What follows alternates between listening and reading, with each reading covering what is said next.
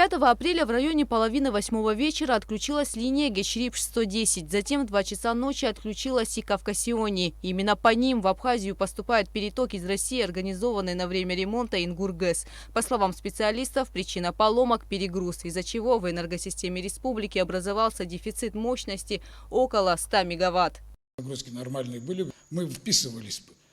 Мы перебираем вот эти 100-120 мегаватт, перебираем впустую. Переток на время ремонтных работ на Ингургэс Абхазия получает по 3 линиям – Кавкасиони, Гечрипш, ПСО 220. Кавкасиони обеспечивает переток электроэнергии в восточную часть Абхазии, а Гечрипш, ПСО 220 в западную. На данный момент в рабочем состоянии осталась только одна линия ПСО 220. Устранять поломки необходимо сразу в 2 местах. Обеспечить при таких обстоятельствах полноценное электроснабжение республики невозможно.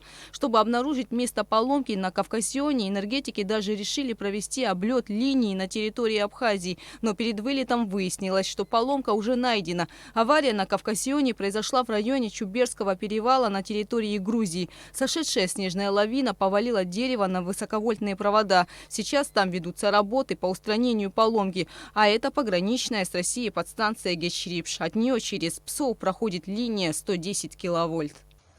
В настоящий момент, вчера вечером была авария на российской стороне. Поэтому линия Гечрипш выведена в ремонт. Вы сейчас видите, отключен линейный разъединитель. Линия Гечрипш заземлена для доступа российских ремонтников на эту линию.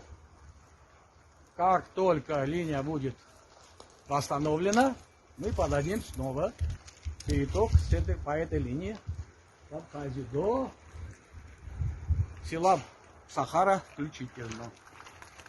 В связи с тем, что линия Гечрипш из-за аварии сейчас отключена, переток идет только по линии ПСО-220. Ее пропускная способность недостаточна для полноценного электроснабжения. Поэтому на время устранения аварии в Абхазии введены ограничения на подачу электричества. Свет отключают на 1 час каждые 3 часа. Специалисты предполагают, что ремонтные работы на линии Гечрипш займут несколько дней. А что касается воздушной линии Кавкасиони, то продолжительность ремонта зависит от степени повреждений. Гугуца Вардания, Алексея Гухава, Абхазское телевидение.